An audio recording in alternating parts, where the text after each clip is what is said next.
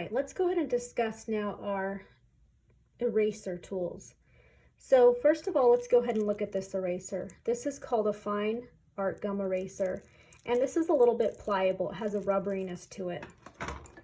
What I did is I already put some medium onto this. It is dry media graphite, and we're just going to go ahead and erase this. If you notice as I erase, this one's kind of crumbling. It erases pretty well, pretty easy, and it has a soft pliableness to it. I can even use this little portion to just work with little areas if I need to. Also, it's good not to use your fingers to swipe this away.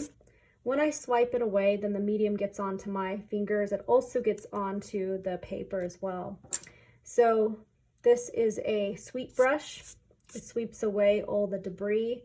Also, other items that we could use, tissue.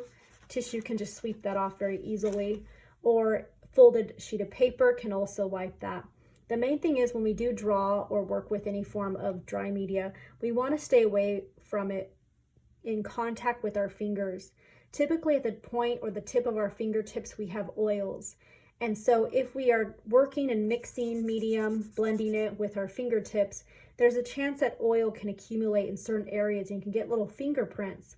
If that happens and you go over with dry media again, then sometimes that dry media can accumulate in that oil spot, and then you have a little area that's a little darker patch than the others. So we want to stay away if we are ever blending with different tools, which we'll go over in just a bit. Next, we have a compressed eraser. There's so many different brands of compressed eraser. It's basically a white eraser. If you ever want to get the nice sharp edge to it, as you can see, this one has already a nice edge because it is new. You can use an X-Acto knife to cut the edge off, and then you have another one. So then you can use this for smaller details, say if you are getting flyaway hairs in a portrait, or you're working with grass or something that needs really finite line. This is also a good erasing tool too. As you can see, the little particles are slightly tighter and smaller than with the gum eraser, but they still work well in pulling off the medium. Now there's different erasers that are colored. This one is an actual black eraser. Then we have colored erasers. They still work well. So you just want to make sure that you have a good eraser anytime you're working with long periods of time of different dry media. Let's go ahead now and look at the kneaded eraser. A kneaded eraser, as you can see how it's spelled with the K-N-E-A-D-E-D, almost like you're kneading dough, that same aspect, and it's similar to that same concept. So it comes typically like a little rectangular shape. This is a normal color you would see is gray. Many different brands are out there. These are ones that sometimes are fun colors. You can get them in all different types of colorful forms of color values. But this is also a kneaded eraser. This is one that I opened, and once you open it, it's good that you have it in a container. Sometimes I'll have several kneaded erasers for different mediums, just because the medium actually will get onto the kneaded eraser and it can just color and change it, which is fine, but you want to make sure you separate that. So here's a kneaded eraser. This is how it will look. And what you start to do is you actually start to activate it by kneading it. And you would just start to make it come to life in terms of being more pliable for it to actually take off the medium. Okay, so now this is a good kneaded eraser shape.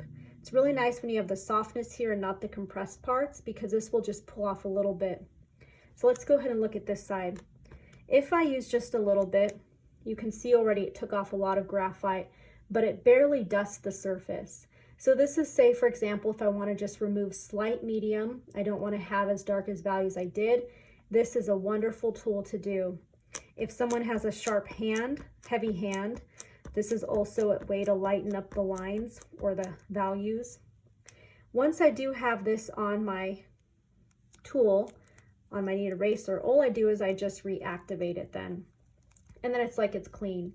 It's really good when you're working in art, any type of dry media, that you hold on to this, because by the warmth of your body temperature, it's going to activate it, where then it's going to be more pliable and soft, almost like silly putty that you can work with. As I mentioned before, they do change color. You can see this one has been used quite a bit. And when you leave them out overnight, they do get a little bit harder. So what you do every day when you start to work from it, you just start to knead it up again, and that activates it to start working. So kneaded eraser. Then we have some other erasers. Sometimes they are a little bit smaller for more finite detail. There's also an eraser that is a pink pearl that is inside an encased wood pencil. This actually can be sharpened too with an electric pencil sharpener or even regular pencil sharpener. This is if I want to get detail. I can be very specific in erasing, then I would have more of a smaller line. Again, this is not necessary, but here are just some other ways. Again, getting the edge of just the pencil eraser, and that can also get some neat erase lines in that too.